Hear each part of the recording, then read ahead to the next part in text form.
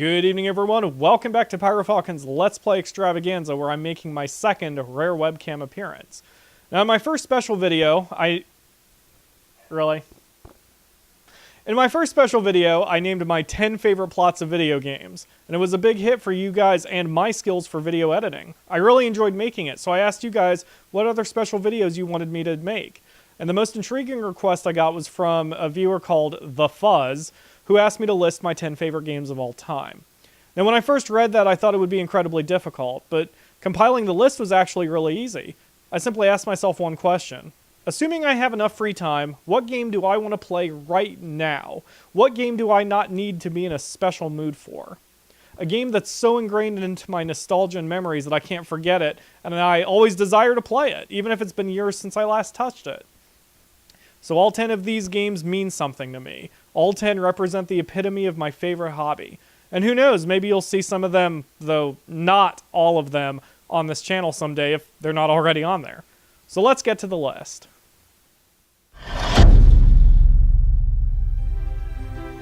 Monster Rancher takes the familiar monster combat premise that Pokemon made so popular and adds in a management theme.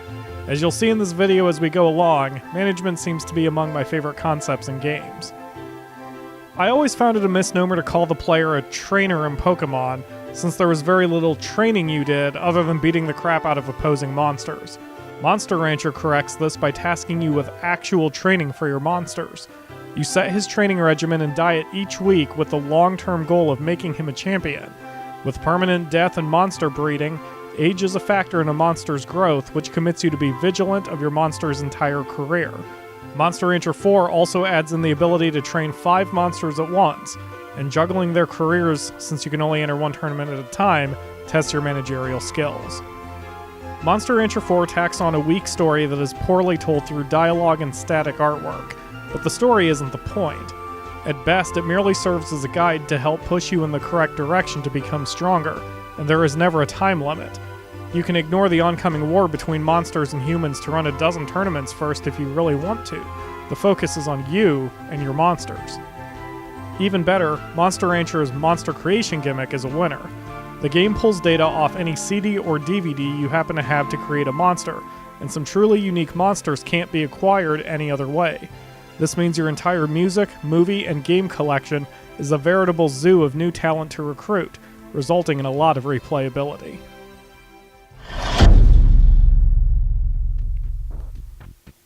Proving that you don't need a medieval setting to make a masterpiece role-playing game, Earthbound helped to introduce the RPG experience to an American audience that was barely starting to accept it into the mainstream. Released in 1995, the adorable art and music of Earthbound drew you into the modern-looking world and encouraged you to save it with baseball bats and yo-yos while healing yourself with pizza and hamburgers. It ignored conventions of the genre and introduced memorable characters like Mr. Saturn as you tried to take down a future enemy from the present. Earthbound has many charms, but the dialogue should be singled out for its brilliance. One of my favorite sites is Legends of Localization. I've put its URL in the video description. This site shows you all the little changes made from the Japanese to the English version, and it's a fascinating read, mostly because you'll find that a lot of the jokes and puns successfully traversed the language barrier. The world design of Earthbound featured many secrets for those who explored enough to find them. It was easy to miss some of the smaller details, such as the black and white grains of sand in the desert that had their own dialogue and mini-story. The epitome was the ending, where you could explore every environment from the entire game risk-free and even get special post-game dialogue from each NPC. It's fan service before that phrase was even a thing in games. The combat is a little minimalist, but that too had its own special quirks, especially the rolling hit point meters, and most of the bosses were challenging. Earthbound is one of those games that I'll never forget, and one that I'll often play again, especially because it's out on Nintendo's Virtual Console.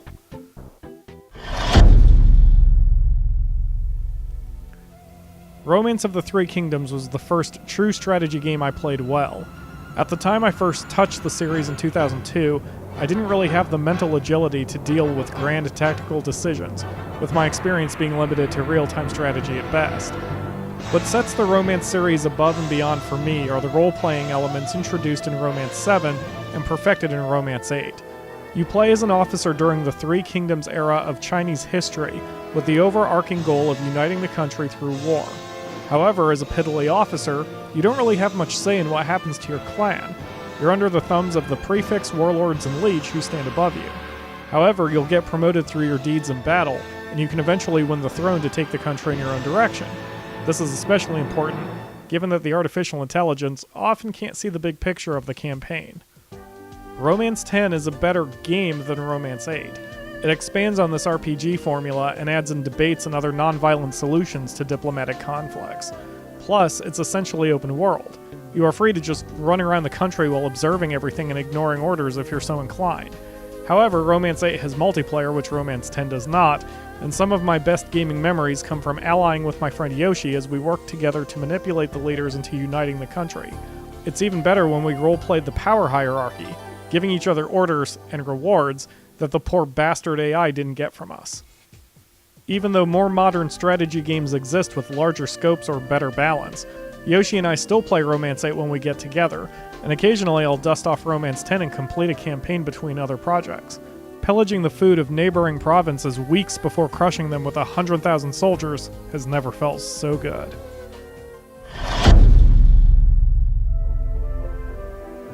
Two things are true of people.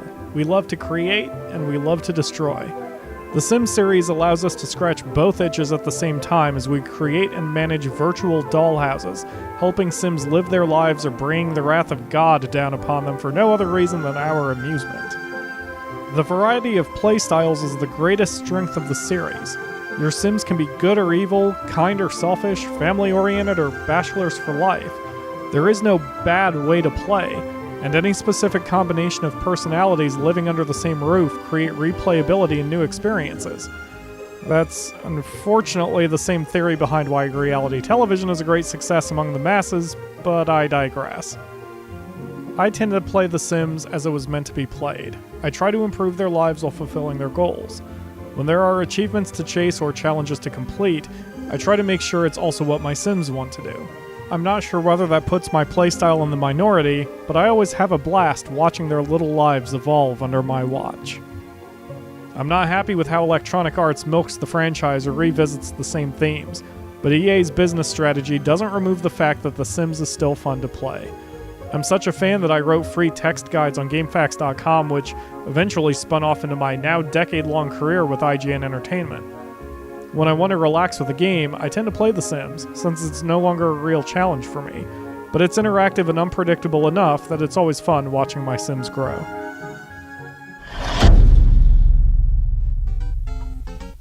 When I was 6 years old, I spent the night at a friend's house with a small party. It wasn't long before he fired up his Nintendo Entertainment System and popped in Super Mario Bros. 3, the first video game I had seen of the 8-bit era. Mario 3 just might be the perfect platformer. Every movement and jump with Mario felt fantastic, with momentum and jump height consistent and directly resulting from your inputs. Levels were designed to start easy but always push you to get better. No challenge seemed impossible, but getting past the worst gaps or squashing any of Bowser's kids felt like a real accomplishment because it was the culmination of what you had learned and how your reaction times had developed. And yet there was much more below the surface of the game. Sure, you could run through it stage by stage, beat Bowser, and call it a night, but there were hidden toad houses in every world, the special white airship you could trigger with a bizarre requirement, and special items you couldn't get with a single playthrough. Throw in a New Game Plus that gave you 28 copies of the most powerful item and multiple ways to complete some stages. You've got a game that has a lot of replayability. Subjectively, nostalgia plays more into Mario 3 than any other game on this list. I didn't own an NES until the late 90s, but this was the first game I bought for it. Even before then, I was a zealous fan of the Mario 3 cartoon, its animation flaws and all. To this day, I'll still play it when I get the urge, mostly because it can take me back to my childhood for a few hours.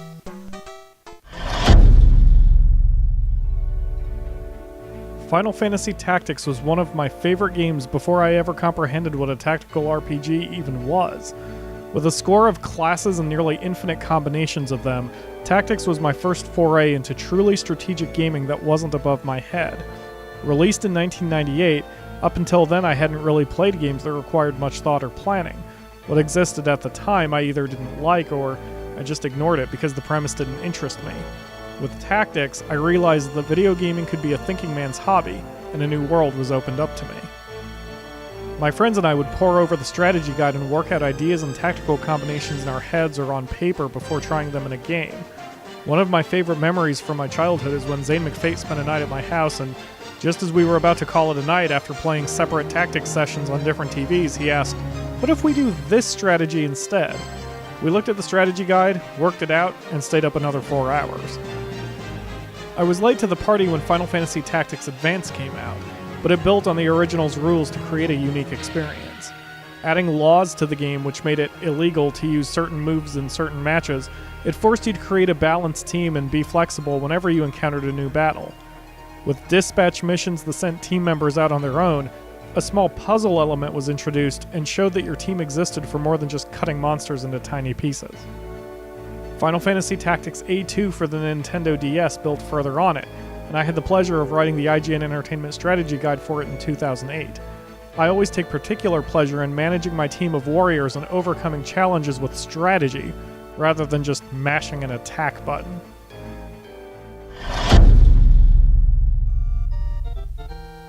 Super Mario World, the launch title of the Super Nintendo back in 1992, was my first true taste of gaming.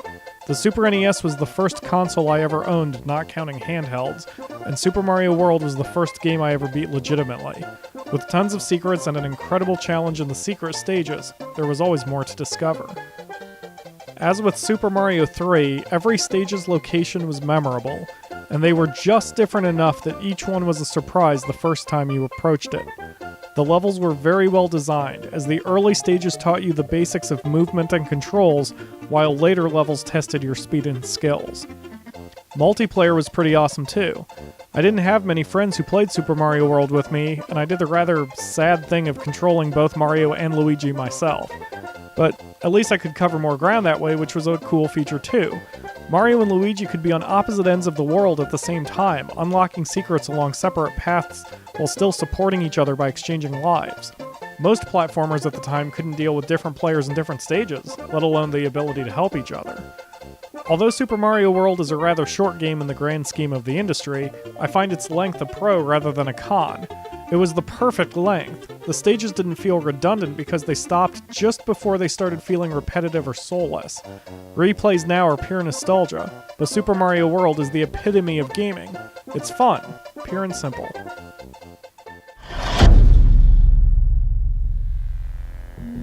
Most games don't hold my attention for more than a few months, and I almost never train to get better at any particular title. Age of Empires 2 was an exception. It's still the only real-time strategy game that pressed me to improve my skills, not for any competitive reasons, but just because the game is so fun to play. I really enjoyed the number of options for battles. Matches weren't always about beating the hell out of your opponents. Regicide mode turned the game into a rather large-scale and violent game of tag, and the different map types changed the experience, including possibly shutting down rushing, always my least favorite part of the genre. Age of Empires 2 has a special place in my heart since my closest friends and I bonded over matches. We almost never played against each other. It was less fun than teaming up and attempting to cooperate on a common goal.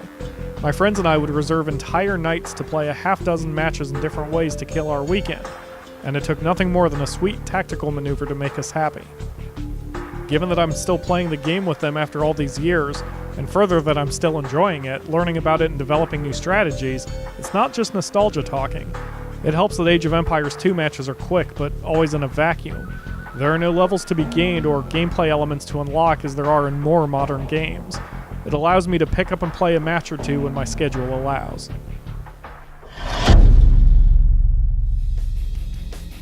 The Football Manager series is probably a strange choice to many given that I'm American, since the football in question is soccer.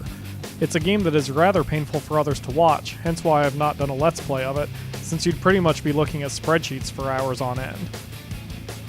The premise of the game is that you lead any professional team from 51 nations in its respective league while managing player morale, agent demands, other teams' offers, tactics, media handling, and more. It's not inaccurate to say that the matches themselves are the shortest part of the game. Being a manager and deciding on every aspect of your team makes you invested in the team's success. You'll revel in the wins and become frustrated at the losses despite having almost no control during matches. You watch from the sidelines. All those random number generator rolls are altered based on your decisions off the pitch, and when everything goes right, you'll feel like you've really earned it. Football Manager also has great replayability. While the day-to-day activities are repetitive over the course of a few seasons, you can significantly change your experience just by changing leagues. The challenge rules and overall experience are much different if you're part of Major League Soccer in the United States, the English Premier Division, or other leagues in other nations. You admittedly have to be a pretty hardcore fan of soccer to get into the game, but it creates an experience that so far hasn't been done nearly as well with any other sports game on any platform. It's become a yearly purchase for me, especially since I haven't yet led the New England Revolution back to the glory they deserve. All hail AJ Soares!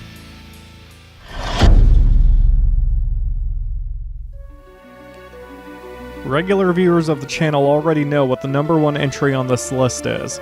Final Fantasy VI is a game that transcends its medium. The immediate and lasting effects it had on me are real, if not tangible, and I cannot be objective when talking about it. Part of the reason I've refused to do a Let's Play of it is because I'll struggle to say anything bad about it at all. Hell, I rewrote and re-recorded the script for this entry just to make sure it was perfect. Idiots who judge the game by today's standards will view Final Fantasy VI as a thin Japanese RPG. It lacks true customization, choice, multiple endings, morality meters, mini-games, and other staples of RPGs made after the turn of the millennium. The graphics are 16-bit sprites with some Mode 7 movement, which may be uninteresting or even boring to audiences used to seeing the jaw-dropping power of software in modern computers, the PlayStation 4, or the Xbox One. But hey, the game came out in 1997. Anyone who expects or even needs millions of polygons to have an enjoyable experience isn't a true gamer anyway. Being a JRPG, the story carries the game, since the combat system alone can't hold you for 40 hours. And what a story it was!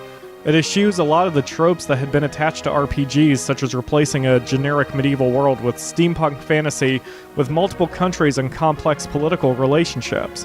Magic and lasers sit comfortably beside each other, and there is no one warrior of destiny cliché that has infected so many works of fantasy fiction, video games and otherwise.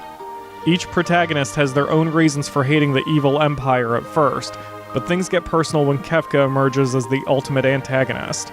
Kefka himself breaks some tropes because he doesn't have any justification for his actions.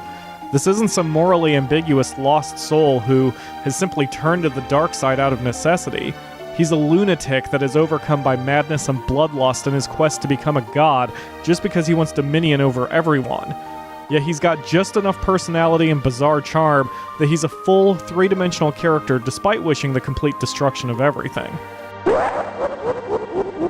While nostalgia is certainly a large part of my love for the game, the rich story and these deep characters forced my imagination to explode in ways I had until then never experienced.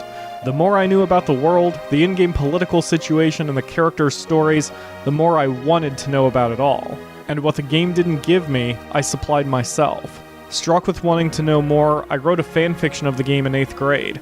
From there I realized how much I enjoyed writing, especially writing for me as opposed to for a school assignment, so I expounded on the short story. It evolved into a full-size novel that stripped away Square's intellectual property, and is now full of original characters and ideas. As my confidence in my writing skill grew, I wrote for GameFAQs.com, which led me to writing for IGN Entertainment, which led to me buying a video capture box, which led to whatever passes for my YouTube career. In a very real way, it's only because of Final Fantasy VI that you even know who I am. Whether or not you enjoy my writing, and whether or not my novel will ever see the light of day, my writing is what I live for, even beyond what I do here on YouTube, and it all traces back to Final Fantasy VI. That's why it's my favorite game, and why my feelings transcend the game itself. I've played games since that were technically better, and of course we haven't yet experienced the ultimate gaming experience as technology continues to grow. But even when I'm playing inevitable Watch Dogs sequels, it'll always be Final Fantasy VI that largely impacted who I am. I've played and beaten it at least 10 times and have no reason to stop now. It will never be replaced in my heart. In an effort to see it remade or at least continually upgraded, I make it a point to buy every version that comes out. The world of Final Fantasy VI has so much more that can be fleshed out since the storyline was just vague enough that we're not exactly sure how everything turns out, and to revisit the world would cause me feelings that would be impossible to describe. Still, if Square Enix decides to never again remake Final Fantasy VI, that's alright. The imagination that it awakened in me will happily fill in the blanks as I continue chasing the dream that it introduced to me 17 years ago.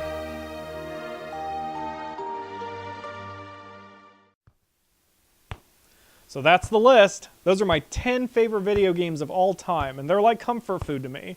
If I'm having a bad day, firing up any of the games on this list will relax me and take my mind off of my stresses for a little while. Now, escapism isn't entirely healthy, but there are far worse ways to relax than getting lost in a virtual world for several hours and working toward a goal, one that may not be tangible, but it's still real. And that's not to say these are the only games I like. The Legend of Zelda: A Link to the Past, Super Metroid, Super Mario RPG, and even Saints Row 3 barely missed the cut when I was arranging the titles. At the end of the day, while I was able to somewhat easily figure out my top 10 list, there are dozens more good games that I've enjoyed, and who knows how many more I haven't yet experienced. And many of those will find their way onto this YouTube channel eventually. I love doing these special videos, and I'd like to do another one. What topics do you guys want to see? What questions do you have for me? Ask away in the comments, and let me know what you want to see on the channel next. Because of PyroFalkon's Let's Play extravaganza, it's your Let's Play too. Are you done?